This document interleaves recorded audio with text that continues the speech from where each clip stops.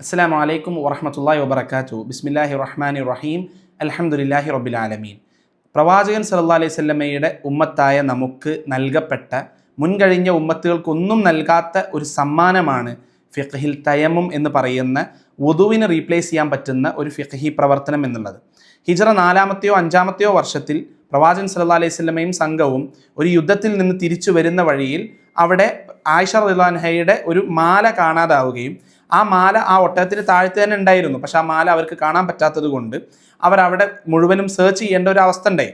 അപ്പോൾ ആ സമയത്ത് മദീന എത്തുന്നതിന് തൊട്ട് കുറച്ച് മുമ്പാണ് ഈ ഒരു സംഭവം ഉണ്ടാവുന്നത്. അതുകൊണ്ട് തന്നെ അവർ സൂക്ഷിച്ചു വെച്ചിരുന്ന വെള്ളം തീർന്നു. അങ്ങനെ അവർക്ക് വുദു എടുക്കാൻ വെള്ളം കിട്ടാത്ത അവസ്ഥ വന്നപ്പോൾ സഹാബത്ത് എല്ലാവരും അബൂബക്കർ സിദ്ദീഖിനെ അടുത്ത് പോയാണ്ട് പറയാണ്, നിങ്ങൾ കാരണം നിങ്ങളുടെ മകള് കാരണം നമ്മൾ അനുഭവിക്കുന്നത് കണ്ടില്ലേ എന്നൊക്കെ പറഞ്ഞ് അബൂബക്കർ സിദ്ദീഖിനോട് ചൂടാവുക.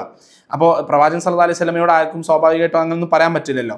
അപ്പോഴാണ് അല്ലാഹു സുബ്ഹാനഹു വ തആല സൂറത്തു മാഇദയിലെ 6-ാമത്തെ വചനം അവതരിപ്പിക്കുന്നത്. വ ഇൻ കുൻതും മർദാ ഔ അലാ സഫരിൻ ഔ ജാഅ അഹദും മിൻകും മിനൽ ഗായിതി ഔ ലാമസ്തുമുൻ നിസാ ഫലം തജിദു മാഅൻ ഫതയമ്മമു സഈദൻ തയ്യിബ ഫംസഹു ബിവുജൂദിക്കും വൈദിക്കും. അത് ഈ തയമ്മുമായി ബന്ധപ്പെട്ട് ഇറങ്ങിയ ആയത്താണ്. സഹാബത്ത് എല്ലാവരും അബൂബക്കർ സിദ്ദീഖിനോട് പോയി പറഞ്ഞു, നിങ്ങളുടെ കുടുംബം കാരണം നമുക്ക് ലഭിക്കുന്ന ആദ്യത്തെ അനുഗ്രഹമല്ല ഇത് എന്ന് പറഞ്ഞുകൊണ്ട്. അപ്പോൾ എന്താണ് തയമ്മും? തയമ്മും എന്നുള്ളത് കൊണ്ട് പ്രധാനമായിട്ടും ഒരു കാര്യത്തെ ഉദ്ദേശിക്കുക എന്നുള്ളതാണ്. ഇപ്പോൾ വെള്ളം കൊണ്ട് വുദു ചെയ്യുന്നതിനെ റീപ്ലേസ് ചെയ്യുമ്പോൾ അവിടെ യഥാർത്ഥത്തിൽ നമ്മൾ ശുദ്ധീകരിക്കുന്നില്ല. അതൊരു സിംബോളിക് ആയിട്ടുള്ള ശുദ്ധീകരണം മാത്രമാണ്, നമുക്ക് തരുന്ന ഒരു ഇളവ് മാത്രമാണ് അത് എന്നുള്ളത് നമ്മൾ മനസ്സിലാക്കണം. ഇപ്പൊ 2 കാരണങ്ങൾ അവിടെ പറഞ്ഞു. ഒന്ന് മർദ, നമ്മൾ അസുഖമുണ്ടെങ്കിൽ. 2 ഔ അലാ സഫർ, നമ്മൾ യാത്രയിലാണെങ്കിൽ. ഈ 2 അവസ്ഥയിൽ നമുക്ക് വെള്ളം ലഭിച്ചിട്ടില്ല എന്നുണ്ടെങ്കിൽ നമുക്ക് ചെയ്യാവുന്ന ഒരു പ്രവർത്തനമാണ് തയമ്മും. അപ്പോൾ ഈ തയമ്മുമിനെ തയമ്മും എന്ത് കാര്യത്തെ റീപ്ലേസ് ചെയ്യും? അഥവാ നമ്മൾ വലിയ അശുദ്ധി വന്നാൽ തയമ്മും ചെയ്യാൻ പറ്റുമോ? കൃത്യമായി അള്ളാഹു ഈ ആയത്തിൽ പറയുന്നുണ്ട്, നിങ്ങളുടെ സ്ത്രീകളെ സ്പർശിച്ചാൽ, അഥവാ നമ്മൾ തയമ്മും വലിയ അശുദ്ധിക്കും റീപ്ലേസ്മെന്റ് ആണ്. ഗുസ്ൽ ചെയ്യാൻ വെള്ളമില്ലെങ്കിൽ പോലും നമുക്ക് തയമ്മും ചെയ്യാൻ സാധിക്കും എന്നുള്ളത് കാണാൻ സാധിക്കും. ഇപ്പോൾ അമ്മാർ ഇബ്നു യാസിർ റളിയല്ലാഹു അൻഹു റിപ്പോർട്ട് ചെയ്യുന്ന ഒരു ഹദീസിൽ കാണാൻ പറ്റും, അദ്ദേഹം ഇതുപോലെ ഒരു യാത്രയുടെ ഇടയിൽ എഴുന്നേറ്റ സമയത്ത് വലിയ അശുദ്ധിയിലായിരുന്നു. അപ്പോൾ സ്വപ്നസ്ഖലനം സംഭവിച്ച് വലിയ അശുദ്ധിയിലായ അദ്ദേഹം നഗ്നനായിക്കൊണ്ട് ആരും കാണാത്തൊരു സ്ഥലത്ത് പോയിട്ട് മണ്ണിൽ കിടന്ന് ഉരുണ്ടതിന് ശേഷം അദ്ദേഹം പ്രവാചകൻ സല്ലല്ലാഹു അലൈഹി വസല്ലമയുടെ അടുത്തേക്ക് പിന്നീട് വന്നിട്ട് പറഞ്ഞു, ഞാൻ ഇങ്ങനെ ചെയ്തു എന്ന് പറഞ്ഞപ്പോൾ പ്രവാചകൻ സല്ലല്ലാഹു അലൈഹി വസല്ലമ പറഞ്ഞത്, ആകെ നിനക്ക് ചെയ്യേണ്ടിയിരുന്നത് ഇതാണ് എന്ന് പറഞ്ഞിട്ട് പ്രവാചകൻ സല്ലല്ലാഹു അലൈഹി വസല്ലമ ഫദറബ നബിയു സല്ലല്ലാഹു അലൈഹി വസല്ലം ബികഫൈഹിൽ അർദ്, റസൂലുള്ളാഹി സ്വല്ലല്ലാഹു അലൈഹി വസല്ലമ അദ്ദേഹത്തിന്റെ കൈകൾ ഭൂമിയിൽ അടിക്കുകയും വനഫഖ ഫീഹിമ, അതിലേക്ക് ഊതുകയും, അഥവാ ഊതിയിട്ട് ആ മണ്ണ് കളഞ്ഞു പോകണം. അഥവാ ആ മണ്ണ് നമ്മളെ മേത്ത് ആവണമെന്ന് പോലുമില്ല, ഭൂമിയിൽ ഒന്ന് അടിക്കണം എന്ന് മാത്രം, ഭൂമിയിൽ കൈകൾ ഒന്ന് സ്പർശിക്കണം. ഫീമ സുമ്മ മസഹ ബിഹിമ വജ്ഹ വകഫൈ, അഥവാ പിന്നീട് അത് ഊതിയതിനു ശേഷം മുഖവും ഈ കൈകളുടെ ഭാഗവും അദ്ദേഹം തടവി എന്നാണ് ഈ ഹദീസിൽ കാണാൻ പറ്റുന്നത്. അപ്പോൾ തയമ്മും എന്നുള്ളത് കൃത്യമായി സിംബോളിക്കാണ്. അവിടെ ശുദ്ധീകരണ പ്രവർത്തനങ്ങളല്ല നടക്കുന്നത്, മറിച്ച് അല്ലാഹു സുബ്ഹാനഹു വ തആല ശർഈ ആയിട്ട് നമ്മളെ ശുദ്ധീകരിക്കാൻ നമുക്ക് നൽകിയ വലിയൊരു ഇളവാണത് എന്നുള്ളത് മനസ്സിലാക്കണം. ഇനി മുൻകഴിഞ്ഞ ഉമ്മത്തുകൾക്ക് ആർക്കും തന്നെ ഇത് നൽകപ്പെട്ടിട്ടില്ല എന്നുകൂടി നമ്മൾ ദീന് പഠിപ്പിക്കുന്നുണ്ട്.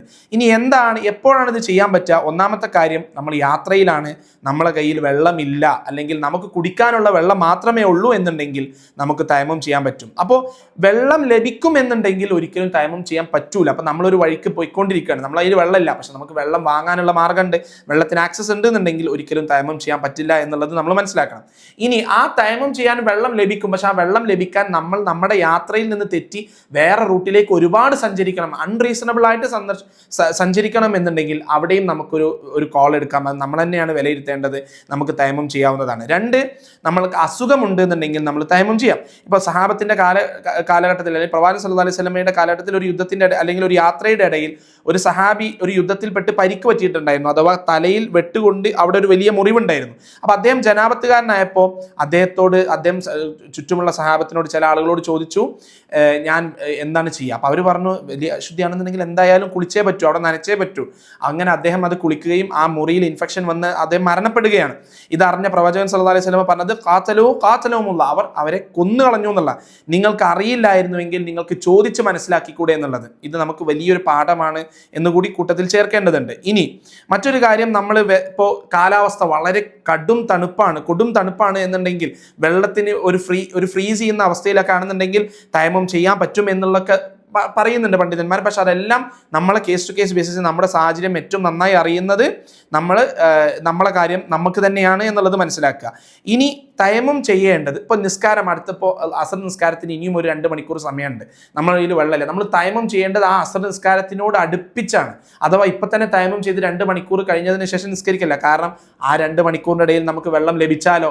അതുകൊണ്ട് തയമ്മും ചെയ്യുന്നുണ്ടെങ്കിൽ അത് നിസ്കാരത്തിനോട് അടുപ്പിച്ച് വേണം ചെയ്യാൻ എന്നുള്ളത് കൂടി മനസ്സിലാക്കുക. ഇനി അവിടെ നമ്മളെ ഗോൾ എന്താണെന്ന് വെച്ച് കഴിഞ്ഞാൽ ആ മണ്ണ് നമ്മുടെ മേത്തേക്ക് മാറ്റുക എന്നുള്ളതല്ല. കാരണം അതിൽ കൃത്യമായി നമ്മളെ പഠിപ്പിക്കുന്നുണ്ട്, മണ്ണ് പ്രവാചകൻ സല്ലല്ലാഹു അലൈഹി വസല്ലം ഊതിക്കളയുകയാണ്.